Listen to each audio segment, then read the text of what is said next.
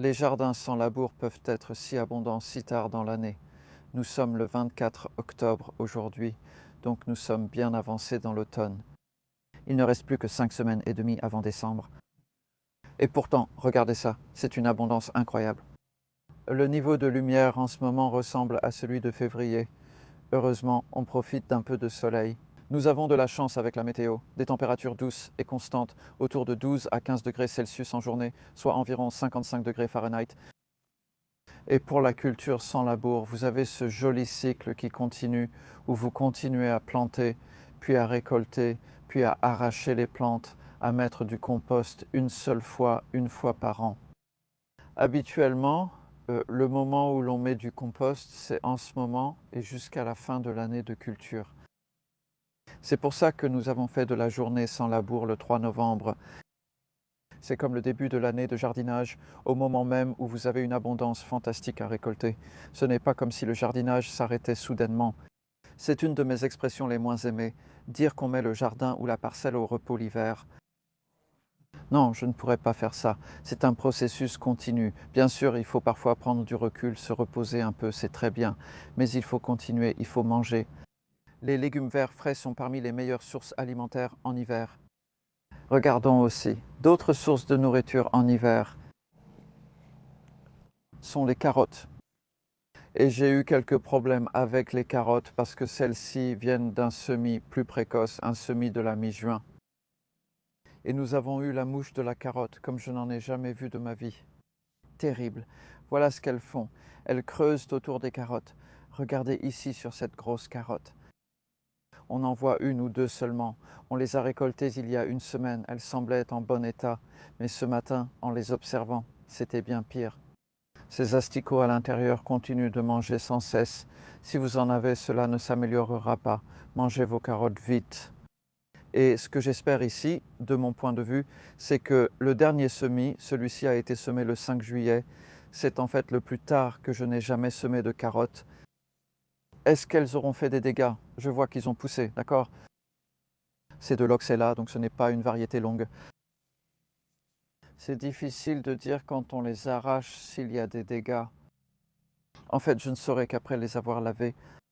Je mettrai une note dans la description à ce sujet, mais c'est juste pour vous suggérer de semer plus tard. Et jusqu'à quand peut-on semer? Eh bien, j'ai eu un gars lors d'un stage ici qui disait qu'il les semait en septembre. Je ne suis pas convaincu parce qu'il faut qu'elles aient le temps non pas de pousser, mais de faire grossir la carotte. Donc je dirais que je vais essayer à la mi-juillet l'année prochaine, juste pour voir. Elles sont plus jeunes et vigoureuses quand nous les récoltons. Ici, nous avons une belle succession de cultures abondantes. Vous avez des rangées de plantes toutes identiques. Ce sont des oignons nouveaux qui ont suivi les courges. Nous avons des panais qui ont suivi les oignons nouveaux. Je n'en ai pas encore récolté. Les épinards ont succédé à la laitue après les fèves. C'est la 3e plantation de l'année, avec du compost ajouté pour tenir tout l'hiver. Mais je remarque un autre ravageur dans ces épinards. Je pense que ce sont les escargots qui font ces trous. Et pourquoi? Ça pourrait être à cause de ça. Et ça, je n'ai jamais vu ça avant. On voit quelque chose de différent chaque année. Des escargots dans ces poireaux. Quand j'ai cultivé des poireaux dans les années 1980, il semblait avoir beaucoup moins de ravageurs ou de problèmes liés aux ravageurs. On a désormais la mineuse du poireau, mais il y en a peu ici. Vous voyez ces stries sur la feuille extérieure. Je ne pense pas qu'il y ait lieu de s'inquiéter ici, mais potentiellement, je garde un œil sur celui-là. Et j'expérimente. J'expérimente toujours beaucoup de choses ici. Par exemple, c'est une nouvelle variété que je n'ai jamais cultivée auparavant. C'est peut-être une partie du problème. Et ici, ce sont des poireaux cultivés ici pour la 9e année. Pendant 9 ans, j'ai cultivé des poireaux dans ce même carré. Tout ce que je peux dire, c'est qu'ils semblent corrects. C'est un essai. Je ne dis pas que c'est quelque chose que je recommanderais, mais vous pourriez essayer si vous manquez de place. Et ici, nous avons 3 bandes qui vont du côté de la caméra jusqu'au tas de compost. La première bande, ce sont tous les parterres que nous aérons à la fourche. Donc on met une fourche, on ameublit le sol sans le retourner, juste pour l'aérer. Et cela se compare à la deuxième bande qui a le même compost mais qui n'est pas bêché. Il s'agit donc d'isoler une variable, ici le passage de la fourche, pour ameublir le sol par rapport au non-travail du sol. Toutes les bandes ont la même plantation comme vous voyez. Et puis la troisième bande est aussi en non-travail du sol mais avec un compost différent qui est principalement du fumier de vache. C'est du fumier animal. Alors que les deux autres bandes ont un mélange de déchets verts et de compost de champignonnière que j'achète. C'est un produit homogène, la différence apparaît sur 9 ans. Les résultats sont sur mon site, je mettrai le lien en description. Il y a 8% de récolte en moins là où nous ameublissons les planches à la fourche dans la bande 1, et cette année nous sommes en fait encore plus en retard que ça.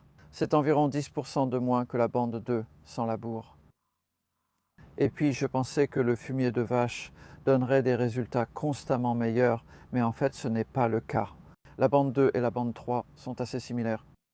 C'est simplement un cas isolé là-haut où nous avons fait quelque chose de différent en décembre dernier. Parce que j'étais temporairement à court de fumier de vache provenant d'une ferme locale. Et Adam et moi nous sommes regardés en pensant, eh bien nous avons du fumier venant des toilettes sèches. J'espère que cela ne vous choquera pas. Nous ne le mettions pas là où nous plantions de la laitue, mais nous avons cultivé des courges à cet endroit.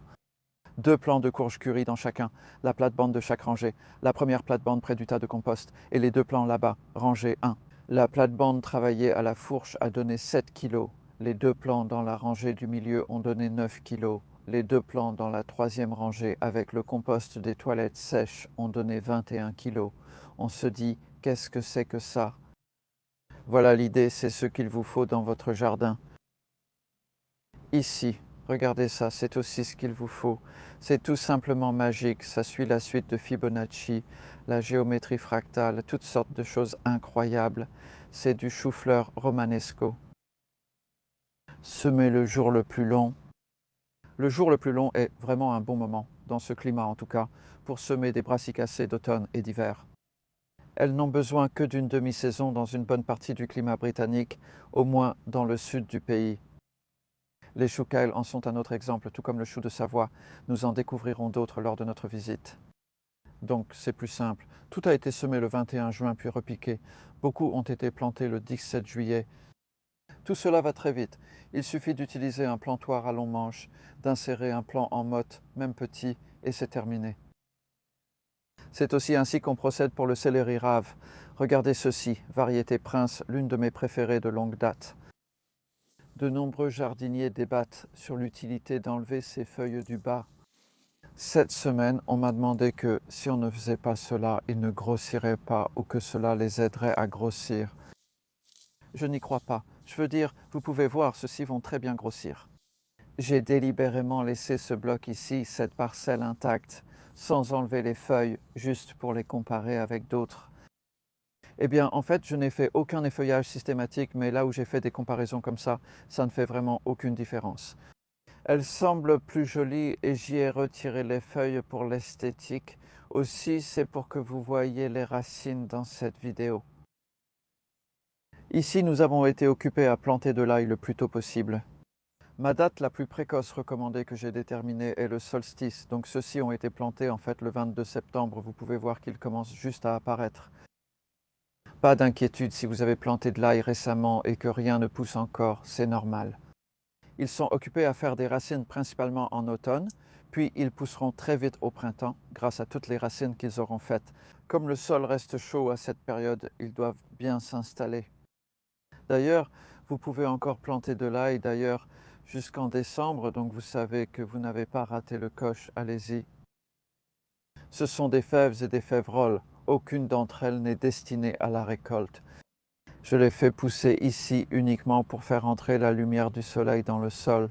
Donc elles vont faire la photosynthèse, ajouter du carbone, ajouter de l'azote dans ce cas aussi, puis nous les couperons.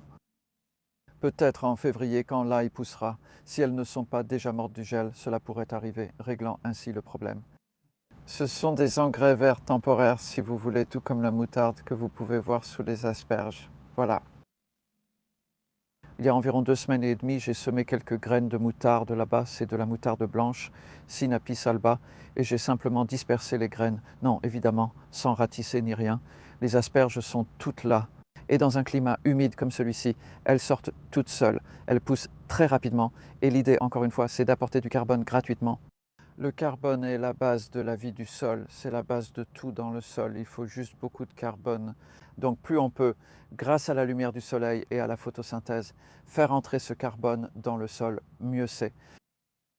Ces tiges d'asperges, on va les couper assez bientôt. On pourrait le faire à tout moment maintenant. En fait, on pourrait le faire aujourd'hui si on avait le temps. On va utiliser une faux pour les couper au ras du sol. On peut les laisser sur place comme paillis, je l'ai déjà fait, ou bien on peut aussi les sortir et les hacher, par exemple, avec la tondeuse à gazon. Il faut les hacher pour les mettre sur le tas de compost. Et ça va, ah oui, en fait, le tas de compost, parce qu'il est là. Et je voulais justement en parler. C'est un tas qui n'est là que depuis 3 semaines et il se remplit très vite. Mais on remarque que ces tas deviennent un peu anaérobies au centre, un peu malodorants. Et c'est à ça que ça sert. Je ne sais pas si ça va faire sortir un peu de vapeur. Je me suis mal positionné pour le faire. Voilà. Là, vous voyez la vapeur. Donc, si je passe et que j'y pense, je vais le secouer vers le haut. Et juste, en gros, je laisse entrer de l'air. C'est ce que j'essaye de faire parce que le tuyau lui-même, quand il est dedans, ne fait pas vraiment circuler beaucoup d'air. Je sais que je pourrais faire des trous dans le plastique, mais ce que je vais faire, en fait, c'est surtout que je veux l'enlever quand on aura fini le tas dans une semaine. Et ensuite, il y aura un trou permanent au milieu.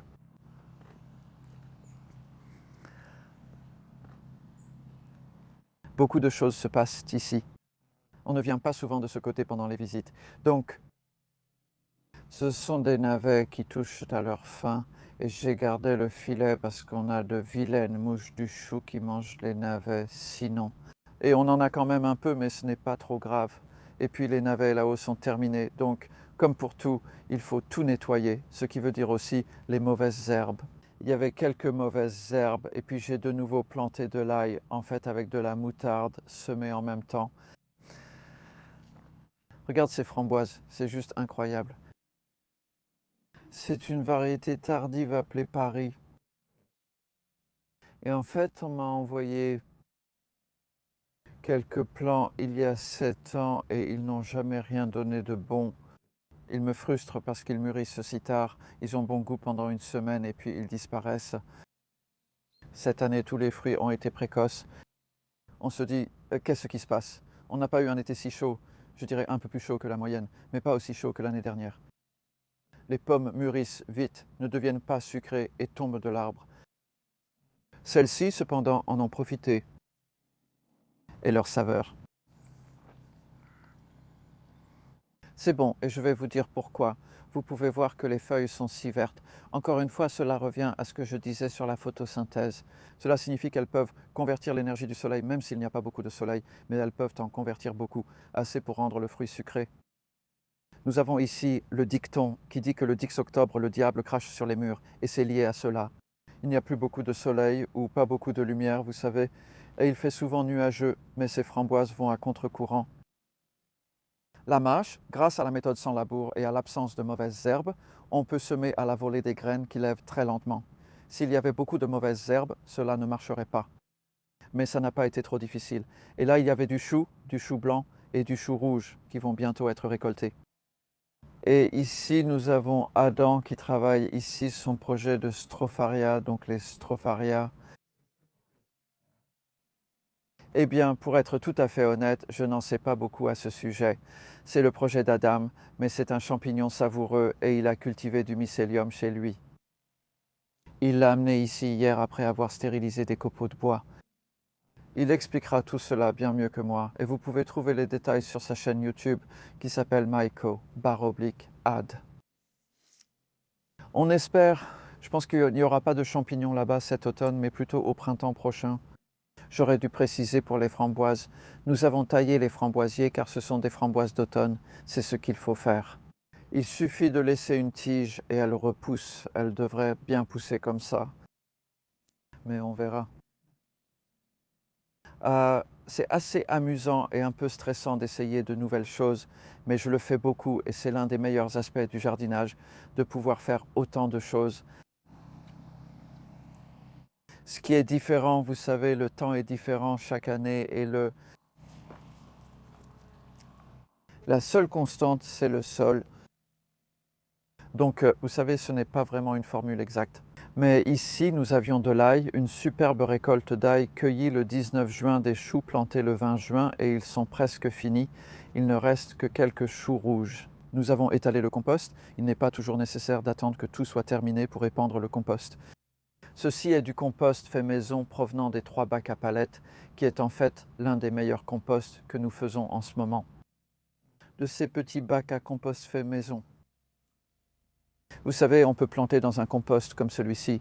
Certains ont été plantés il y a à peine 9 jours.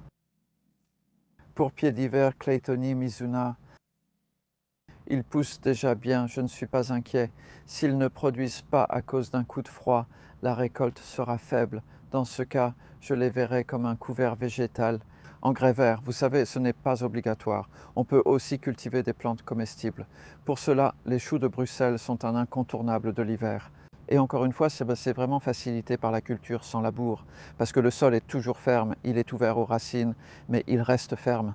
Voyez comme ils tiennent bien debout, sans tuteur, et ça ne me dérange pas en fait s'ils penchent un peu, comme vous pouvez le voir pour certains là-bas. C'est une variété appelée Bridget, qui est un hybride Effen, et je trouve que pour les choux de Bruxelles, les hybrides Effen valent le coup. On obtient une récolte de petites pommes plus régulière et compacte. Alors que cet épinard, par exemple, provient de graines semées à la maison de la variété Medania, qui est une vieille variété d'épinards à pollinisation libre. Je ne vous ai pas beaucoup montré, lors de mes récentes visites, les parcelles d'essai avec et sans bêchage. Elles ont produit de façon assez régulière cette année et nous en sommes déjà aux 2e et 3e plantations. Cette année, la parcelle sans bêchage a donné plus de 80 kg et celle avec bêchage un peu plus de 70 kg, donc c'est assez constant chaque année. Cela représente 10 à 12% de nourriture en moins en faisant ce travail supplémentaire. Globalement, la croissance paraît généralement plus forte, mais pas toujours sur la parcelle non bêchée. Vous pouvez voir ici du céleri que je vais probablement récolter dans les 2 prochaines semaines, selon la météo et la septoriose également. J'ai là-bas de très beaux choux romanesco. Donc ces 2 planches, chacune mesure 1,5 par 5 mètres, soit 5 pieds de large et 16 pieds de long. 100 kg par an en fait. La moyenne avec la méthode sans bêchage est de 107 kg de légumes chaque année. Je dis cela pour vous inspirer. Même avec peu de terrain, ces méthodes permettent de produire beaucoup de nourriture. Nourrissez votre sol juste une fois par an à cette période de l'année et ensuite avec un apport de compost d'environ 2 cm et demi à 3 cm, soit à peu près 1 pouce. Et sur les allées, nous mettons à peu près la même épaisseur équivalente. Ce que j'aime utiliser, ce sont des copeaux de bois à moitié décomposés parce que je trouve que cela apporte la fertilité plus rapidement à l'allée tout en restant agréable pour marcher dessus. Donc ça vaut le coup d'y penser maintenant. Voyez si vous pouvez vous faire livrer des copeaux de bois. Même pour plus tard, enfin on peut aussi les utiliser frais. Il s'agit toujours d'une certaine manière de l'améliorer. C'est Carole Andev qui vous les a montrés lors de la dernière visite, donc c'est sympa. En passant, vous pouvez voir la différence avant la cueillette et après la cueillette. Donc on enlève des feuilles et je pense qu'il pourrait y avoir une autre récolte avant qu'il ne fasse trop sombre et trop froid. Et on en a encore plein. Donc c'est bien pour la salade que je cultive beaucoup. Le céleri a été incroyable cette année et ceux-ci ont repoussé après avoir été coupés en juillet. Je ne l'avais jamais fait auparavant. Avec le céleri, il y a plein de façons de le récolter. Et regardez les dahlias maintenant. Oui, on les regardait tout à l'heure et il y a tellement d'insectes, de papillons, d'abeilles. Ils les adorent. Et celle qui est rose. Il y a aussi une petite rouge devant qui pousse à partir de graines, en fait, mais la rose, également cultivée à partir de graines il y a 3 ans, doit être une variété particulièrement vigoureuse. Je ne sais pas ce que c'est parce que c'était juste appelé dahlias mélangés et apparemment ils se pollinisent tous entre eux. Donc si tu récupères des graines de dahlia, d'après ce que j'ai compris, tu vas obtenir une combinaison intéressante. Celui-ci est particulièrement réussi. en prévision de l'hiver, est-ce que je vais retirer les tubercules? Et l'hiver dernier, on a eu un mois de décembre vraiment froid. Il a fait très froid pour nous, moins 9 degrés Celsius, soit 16 degrés Fahrenheit. Et je me suis dit, oh mon Dieu, oui, je n'ai pas pensé à mes dahlias. Et ils auraient tous été tués par le gel, parce que c'est ce qui se passe normalement selon moi. Ils ont survécu. Donc, ce que je vais faire cette année, c'est mettre un peu plus de compost pour, vous savez, leur donner un peu plus de protection. Je vais voir à quel point il fait froid. Je ferai peut-être autre chose aussi. C'est fascinant parce que les épinards ici sont tellement plus propres et avec moins de dégâts causés par les escargots comparé à les épinards vus près des poireaux. Et encore une fois, c'est Medana. Elle a été repiquée alors que c'était de très petits plants entre les laitues à la fin du mois d'août. Nous l'avons déjà récoltée une fois, il y a déjà eu une grosse récolte, et nous en sommes maintenant à la deuxième récolte. Et pour vous donner une idée, il y a eu environ 3 kilos qui ont été récoltés sur cette parcelle de terrain.